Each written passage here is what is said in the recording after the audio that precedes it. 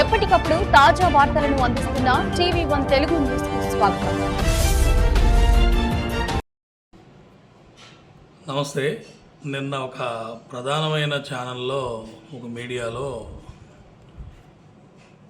ఉప ప్రధానిగా చంద్రబాబు, సీఎంగా లోకేష్ అని ఒక కొత్త కథనాన్ని తెర మీద తీసుకొచ్చింది. కొత్త ఏం కాదులే, పాతదే.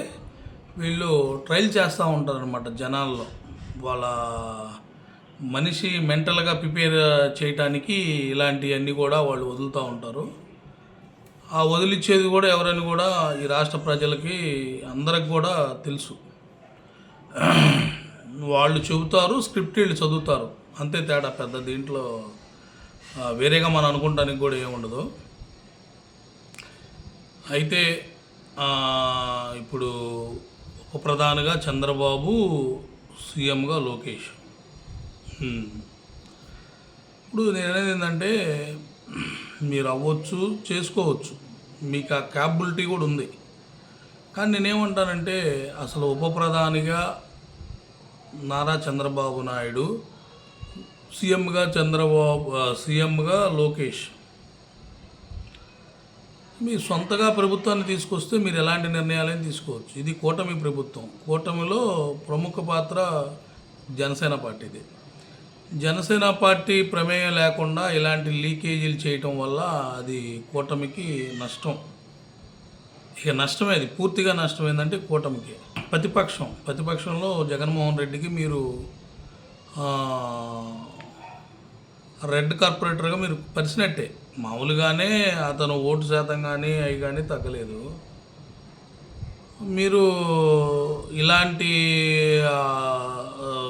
ప్రమోట్ చేస్తుంటే సీఎంగా లోకేష్, అంతకుముందులో కూడా మీరు తీసుకొచ్చారు డిప్యూటీ సీఎంగా నారా లోకేష్ అని. ఇది కావాలనే మీరు చేస్తారని కూడా తెలుసు. అసలు ఈ పొత్తు అనేది అనైక్యత పొత్తు అనే సంగతి కూడా ఈ రాష్ట్ర ప్రజలందరికీ తెలుసు. సరే, అది తర్వాత మాట్లాడతాను. ఎందుకు అనైతిక పొత్తు అని నేను అంటున్నానంటే, ఇది మానసికంగా మాత్రం ఈ పొత్తుని వాస్తవంగా 2024లో ఇది పొత్తు జరగల. కేవలం ఒక పవన్ కళ్యాణ్ అనే ఒక అధినాయకుడి కోసం ఆ పార్టీ కార్యకర్తలు అయితేనేమి, శ్రేణులు అయితేనేమి, అభిమానులు, మద్దతుదారులు అందరూ కూడా దాన్ని ఏకీభవించారు. అయితే పదే పవన్ కళ్యాణ్ గారు కూడా మాట్లాడుతూ 15 సంవత్సరాల పాటు ఈ పొత్తు కొనసాగుతుంది. అర్థమైందా? అందుకే పవన్ కళ్యాణ్ చాలా తెలివైనడు కాబట్టి ప్రతిసారి కూడా మీ అనుభవం ఈ రాష్ట్రానికి చాలా అవసరం అని ఆ రోజు అర్థం కాల ఈ జనాలకి, ఎందుకు పవన్ కళ్యాణ్ ఇలా అంటున్నాడు అని. కానీ ఇప్పుడు అర్థమవుతుంది. మీరు ఇలాంటి వేసాలు వేస్తారనే తెలిసే పవన్ కళ్యాణ్ గారు పుష్టికాడి నుంచి కూడా మీరైతేనే వేరే వాళ్ళకి ఇక్కడ స్కోప్ లేదు, గుర్తుపెట్టుకోండి. అర్థమైంది కదా మీకు? వేరే వాళ్ళకి స్కోప్ లేదు. ప్రతిసారి మీది తెర మీద తీసుకొస్తాం లొకేషన్ సీఎం అంటే మీ కష్టంతో వస్తే మీరు ఏదైనా చేసుకోండి. అవతలాడి కష్టాన్ని దోచుకోవాలనుకుంటే మీరు బలవక తప్పదు. 2029లో బలైపోతారు. ఇప్పుడు కానీ ఏదన్నా కానీ ఎలాంటిది ఒకవేళ మీరు అనుకున్నది కానీ జరిగితే పవన్ కళ్యాణ్ మాట కూడా వినరు. ప్రధానమైన వర్గం పవన్ కళ్యాణ్ గారు కూడా మాట వినరు. ఇది వాస్తవం నేను మాట్లాడేది. మీరు ఎలా రిసీవ్ చేసుకుంటారనేది అది మీకే వదిలేస్తున్నా. ఏదన్నా ఉప ప్రధానిగా చంద్రబాబు గారు సెంట్రల్కి వెళ్తే మాకు అభ్యంతరమే లేదు. ఎందుకంటే నెక్స్ట్ ఉండేది పవన్ కళ్యాణ్ కదా సీఎంగా. అప్పుడు లోకేష్ బాబుని మీరు తెచ్చుకొని డిప్యూటీ సీఎం చేసుకుంటారో, లేకపోతే గవర్నర్కి పంపిస్తారో, లేకపోతే ఇంకో దానికి పంపిస్తారో, లేకపోతే కేంద్ర మినిస్టర్కి పంపిస్తారో మాకు తెలియదు. అర్థమవుతుంది కదా? అర్థమయ్యే వాళ్ళకి బాగా అర్థమైంది. ఈ లీకేజీలు పెట్టి పార్టీలని, కూటమిని గందరగోళంలో నెట్టేసి, సరేలే ఈసారికి మేము సీఎం అయిపోయాం, తర్వాత ఇక ఏదైనా జరగనేలే కూటమికి అనుకుంటే మీరు ఎలాంటి త్యాగాలకైనా, ఎలాంటి దేనికైనా కూడా మీరు తీసుకునే నిర్ణయాలకి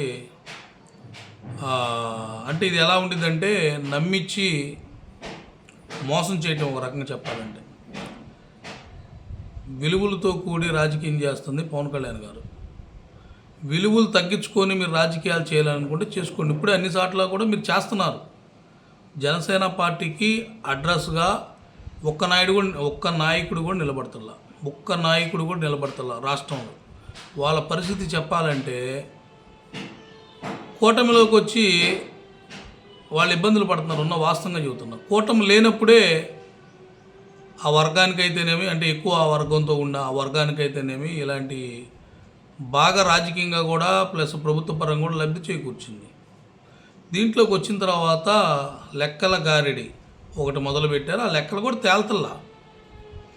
ఇంత దూరం ఎందుకు? నంద్యాల దగ్గర ఏదో మార్కెట్ యార్డ్ చైర్మన్ పదవి ఇస్తే ఇంతవట్టికి ఆ చైర్మన్ పదవి కూడా చైర్మన్ కానికుండా చేశారు. అక్కడున్న స్థానిక ఎమ్మెల్యే హోమా అఖిలప్రియ ఎవరైతే ఉన్నారో, ఇలాంటివన్నీ కూడా అడుగడుగున జనసేన మీద అతను తగ్గించి మీరు నెగ్గించాడు. ఇది మాత్రం మీరు మర్చిపోవద్దు.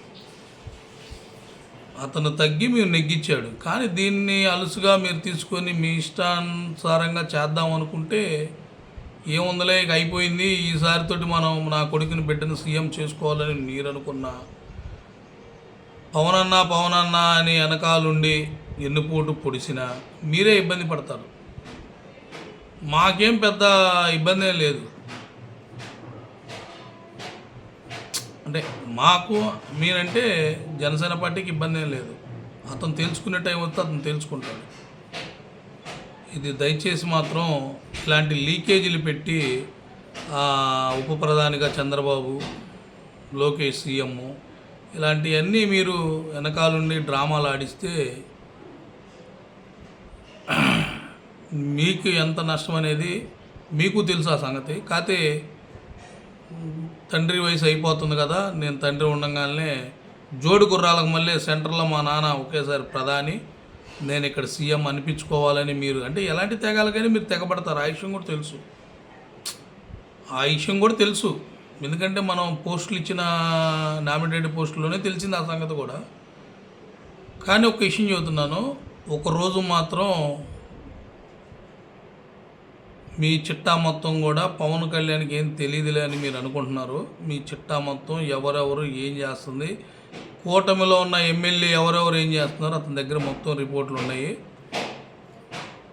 ఆ రిపోర్ట్లు కానీ ఒక్కసారి ఓపెన్ చేశారంటే మీ జీవితాలు ఎలా ఉంటాయో కూడా మొత్తం తెలుసు. అతను తెలియక అలా ఉంటుందా? పవన్ కళ్యాణ్ అనే వ్యక్తిని అర్థం చేసుకోవాలంటే సమకాలీన రాజకీయాల్లో అనుభవం ఉండాలి. ఎత్తులకు పై ఎత్తులు వేసేవాళ్ళ కళ్యాణాలు ఎట్లాగా అతనికి ప్రతిదీ ఐడియాలజీ ఉంది. ఐడియాలజీ లేదు అనుకున్నాడా మనమే పిచ్చోళ్ళం అని నేను అనుకుంటున్నా. అది మీరు మాత్రం ఇలాంటి నిర్ణయాన్ని ఏదన్నా ఉన్నా కూడా ఉపసంహరించుకోండి. చిలక పలుకులు చెప్పిస్తా కానీ మీరు ఏదన్నా చేసుకున్నా కూడా అది మీకే ఇబ్బంది. అది గుర్తుపెట్టుకోండి.